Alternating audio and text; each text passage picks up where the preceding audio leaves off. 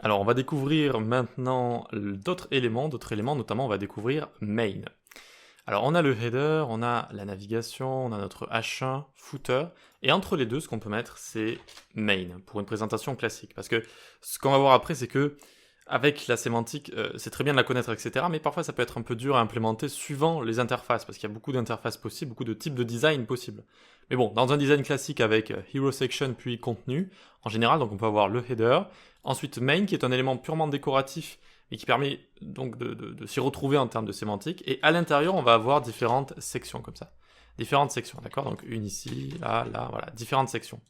Et donc imaginons qu'on ait un article par exemple, on a un article ici, hop, hop, et donc on pourra avoir par exemple meilleure carte graphique 2022. Les meilleures cartes graphiques 2022. Les 10 meilleures. Et donc là on va présenter chaque carte graphique, et donc on va avoir un H2 à chaque fois, avec la carte graphique XXX, YYY, etc. etc. Vous voyez? Tac, tac, tac. Et donc là c'est très important au niveau du heading de respecter l'ordre des headings. Donc on a le H1 ici, puis H2, etc. À l'intérieur, ensuite, on peut avoir des H3. On peut avoir plusieurs H3, puis un H4, etc. Puis hop, on remonte d'un niveau, donc on redémarre à H2. Et puis, on peut avoir d'autres H3, H4, etc. Si on a des sous-titres, par exemple, avec le prix, avec des différences entre d'autres cartes graphiques ou que sais-je. Voilà. Mais ce qui est important à respecter, c'est cette descente de headings, vous voyez, H1, H2, H3, etc. Si vous voulez, je peux le présenter comme ça. Vous voyez, on a une descente là, ta ta ta ta ta ta, ta hop, et ça remonte, ta ta ta ta ta ta ta, hop, ça remonte. Voilà, ce genre de choses. Ok, donc on a le main, et puis on a les différentes sections, et les sections doivent être segmentées par les bons headings qui correspondent. Voilà. Ok, très bien. Est-ce que j'ai d'autres choses à dire? Peut-être que vous vous demandez combien de headings on peut mettre, etc. C'est un titre par page, même si aujourd'hui c'est plus complètement obligatoire en SEO, mais bon, on continue de le respecter, un titre par page. Puis ensuite, autant d'H2 que vous voulez, hein. Si vous avez beaucoup de sections, bon, il y aura beaucoup de H2, comme ça, c'est normal, vous aurez beaucoup de H2, ok? Ensuite, ce qu'on peut avoir également, donc, imaginons ici, on n'aurait pas eu dans ce main ce genre de choses. On aurait pu avoir, c'est vrai, dans le main, donc ça je peux le mettre en commentaire, une section juste ici qui va présenter des articles de blog, d'accord? Donc par exemple on a un site TechLab, votre fournisseur de matériel informatique. Voilà. Et donc là, dans la première section de mail, lui, il va plutôt proposer un ensemble d'articles sur lesquels on peut cliquer. Et donc là, on peut utiliser déjà l'élément article. Alors dans la définition article, c'est un élément qui est indépendant sur votre site, c'est-à-dire j'aurais pu l'utiliser ici ou dans d'autres sections par exemple. Et dans ce article, eh bien, je vais pouvoir écrire H2, donc par exemple on propose une carte graphique, voilà. Et dans les articles, on peut répéter une sorte de mini sémantique de site entre guillemets, avec un header, un footer, et même du main, etc. Bon, ici on peut mettre juste un paragraphe par exemple qui présente rapidement la carte graphique, et hop, ensuite on a un lien pour aller la visiter, d'accord, acheter ou qu'est-ce qu'on écrit en général, visiter la page. Voilà, ce genre de choses. D'accord, donc on a un petit article ici. En fait, ce qu'il faut comprendre, c'est que on peut en avoir plein comme ça, vous voyez. Typiquement, quand on est sur un blog, vous voyez qu'on a plusieurs cartes comme ça. Plusieurs cartes, je parle en termes d'interface, pas en termes de carte graphique. Une carte, c'est un élément, c'est un composant d'interface. Et donc, on va pouvoir visiter ces pages-là à chaque fois, vous voyez. Donc là, on peut utiliser ce petit élément article, voilà, à chaque fois, pour une liste d'articles.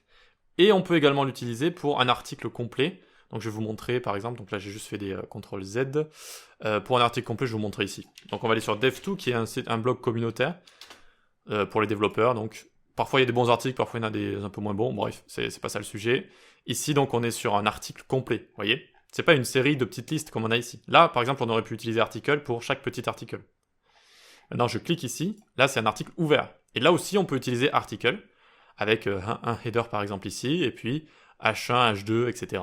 H3 par exemple ici, etc., etc. Vous voyez que là aussi on peut utiliser article. Donc à deux endroits différents, quand on a une liste de choses par exemple, et quand on a un article ouvert.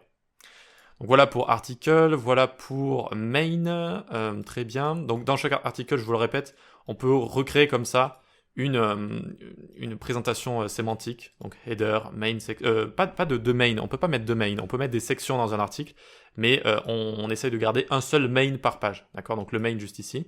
Mais ensuite dans notre article on peut mettre un header, un footer et des sections au milieu par exemple. Voilà.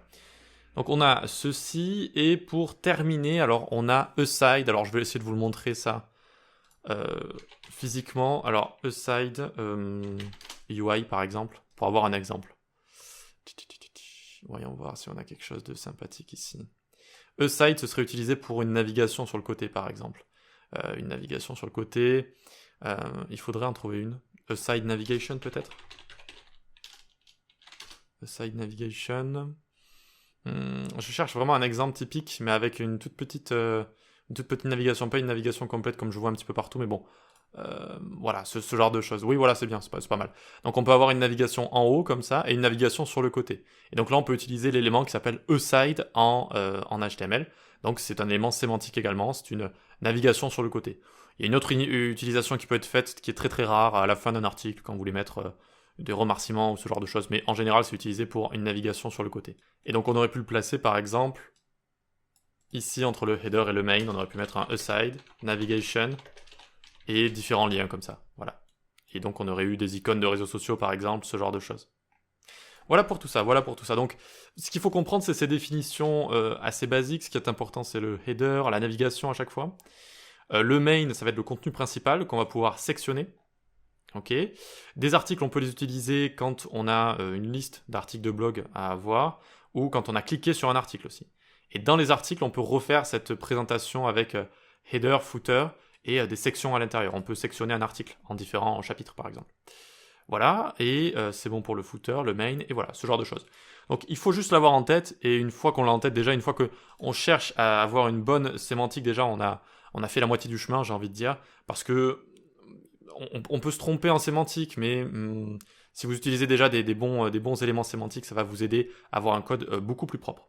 Donc on va faire un petit exercice dans la prochaine vidéo. Je vais vous montrer un site avec une soupe de divs, c'est-à-dire on dit ça quand il y a plein de divs partout et qu'il n'y a pas de sémantique d'utiliser. Et vous allez devoir essayer d'utiliser les bons éléments sémantiques pour finalement assainir cette page, pour la nettoyer un petit peu, pour la rendre plus lisible. A tout de suite.